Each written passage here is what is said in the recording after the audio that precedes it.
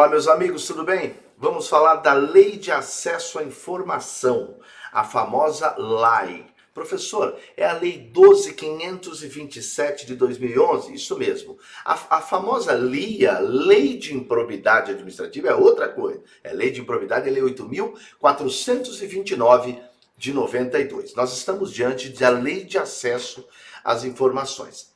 Às vezes, você vai enfrentar eventualmente uma prova, caem também decretos estaduais, municipais, o decreto federal. Mas o que a gente precisa entender, vou até colocar aqui o slide para vocês, coexistindo comigo na tela. Isso é uma lei federal, né, professor? Não. Como não, professor? Aplica ao país inteiro? Então, se aplica ao país inteiro, estamos diante de uma lei nacional. Se fosse federal, a doutrina diria que se aplica à esfera federal. Nunca te esqueça que estamos diante de uma República Federativa do Brasil e, portanto, eu falo em União, Estado, Distrito Federal e município. Bacana, professor. Pode tocar o barco.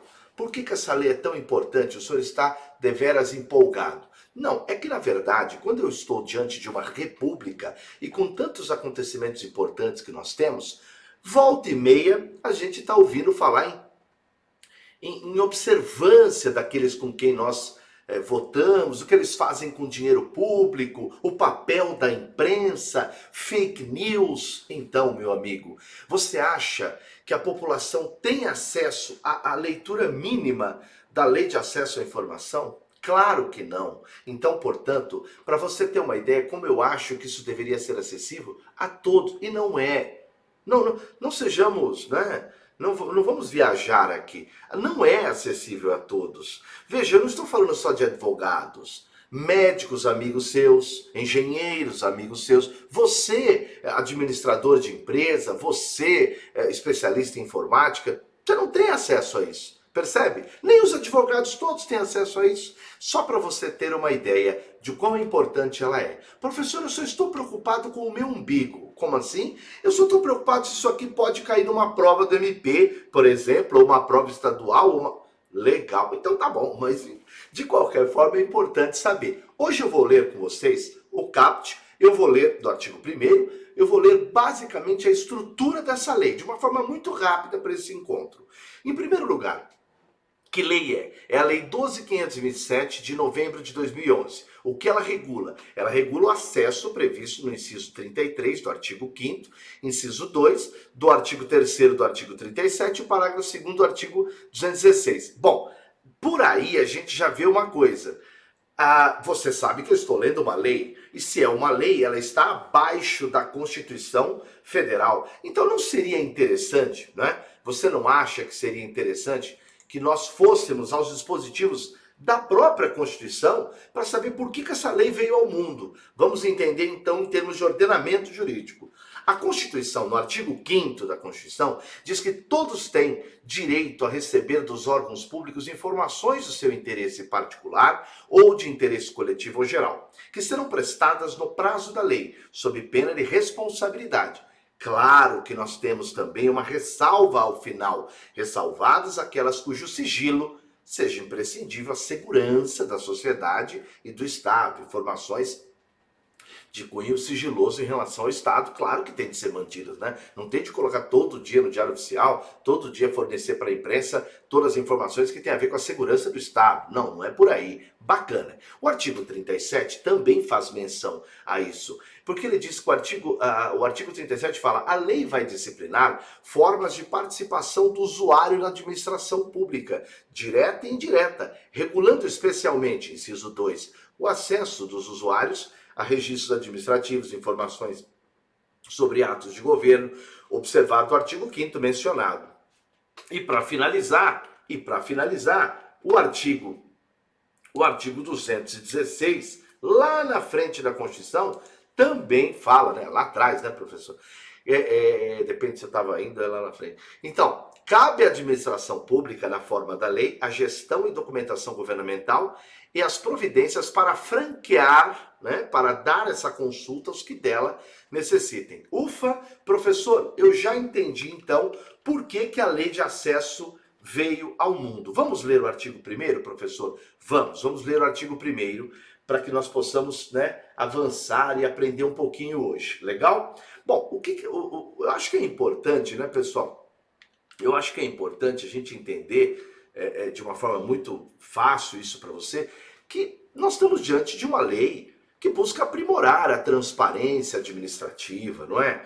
Nós estamos vendo aí claramente o princípio da publicidade sendo protegido, sendo encarado como regra. E qual seria o sigilo? O sigilo seria a exceção. A regra é a publicidade. Bacana? Portanto, é dever, gente, do Estado garantir esse direito ao acesso à informação que vai ser, obviamente, franqueado mediante procedimentos, né? Não é assim, só ligar para lá, tem um procedimento objetivo, ágil e que de forma transparente e clara vai trazer a informação. E diga-se de passagem, não é aula de hoje, não é papo de hoje, mas você vai ver que isso deve ser feito numa linguagem fácil, né? Uma linguagem de fácil compreensão. Bacana, professor, gostei disso. Professor, o senhor disse que é uma lei nacional.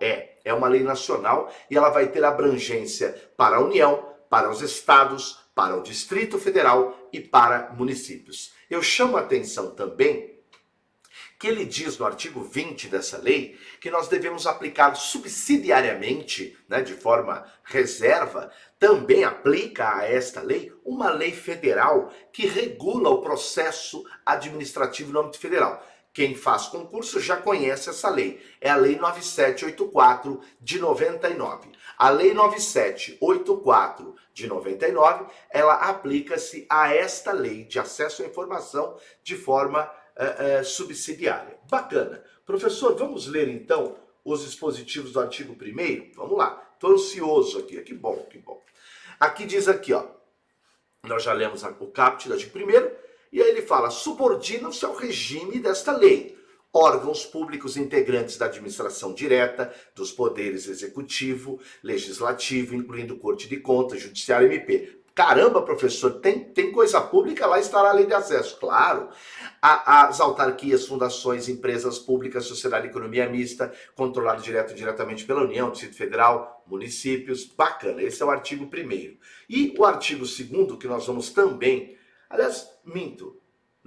Minto. Eu vou ler o artigo 2º junto para dar coesão, para dar lógica a isso. O artigo 2º, porque de repente alguém deve estar se perguntando, e empresa privada, né? Não, aliás, uma entidade privada, será que ela vai estar submetida à lei de acesso? Depende. Vejam, senhores, então, que o artigo 2º diz, aplicam-se as disposições desta lei, a lei de acesso, no que couber a entidades privadas, sem fins lucrativos, que recebam para a utilização de ações de interesse público, recursos públicos diretamente do orçamento ou mediante subvenções sociais, contratos de gestão, termos de parceria, convênio, ajustes ou outros instrumentos congêneros. Gente, o que ele está falando? Se você tiver uma entidade privada, por exemplo, lá uma ONG prestando um serviço referente à saúde, lá no município de São Paulo, tal, você, se tiver dinheiro público, e é a parte do dinheiro público que a gente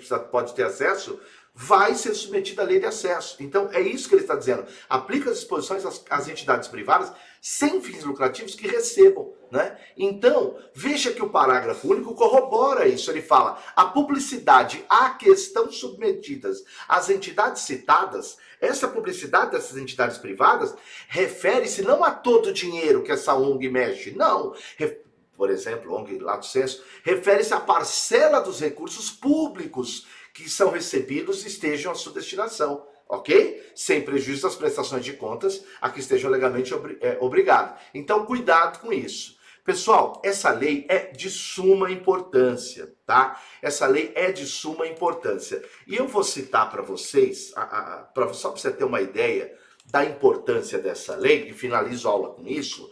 Recentemente, nós tivemos o STF O ministro Alexandre de Moraes, ele acolheu um pedido da OAB e suspendeu a eficácia de uma medida provisória do senhor Bolsonaro. Por quê? Porque nessa medida provisória houve uma restrição no entendimento do ministro ao acesso à informação. Eu vou ler um trecho aqui das palavras do ministro. Olha como a gente começa a ouvir as notícias e tendo base, tendo bala, você pode analisar e não passar a postar no Face qualquer coisa. Você começa a ler com olhos mais críticos. Veja o que diz. Na hipótese da análise, ao menos em sede de cognição sumária, fundado o juízo de probabilidade, entendo presente os requisitos, tal. Aí ele fala, o artigo impugnado, o que o senhor Alexandre de Moraes teve de analisar, ele pretende transformar a exceção, que é o sigilo, ele está dizendo que a MP pretendia transformar a exceção, sigilo, em regra, afastando a plena incidência dos princípios da publicidade e transparência. A Constituição da República Federativa de 88 consagrou expressamente o princípio da publicidade como um dos vetores imprescindíveis à administração pública, conferindo-lhe absoluta prioridade na gestão administrativa e garantindo pleno acesso às informações em toda sociedade. Bacana, fizemos uma abordagem breve, compreendemos para que existe essa lei, compreendemos a importância do cidadão ter o conhecimento da lei de acesso à informação e, portanto, eu creio que tenha sido aí válido o nosso encontro de hoje. Deixa comentário, por gentileza, é muito importante para que nós possamos melhorar os nossos trabalhos ou até sugestões de próximas aulas. Beijo para vocês, não deixa de se inscrever na lista do WhatsApp para que receba nossas informações. Valeu? Obrigado, pessoal! Galera, gostou do vídeo? Que bacana! Então clica aí, né? Dá uma curtida, faz um comentário se você puder e inscreva-se no nosso canal do YouTube. E deixa lá no sininho, ao clicar, você recebe as mensagens também de notificação. Visite nosso site e conheça nossos cursos preparatórios para concursos públicos. Muito obrigado!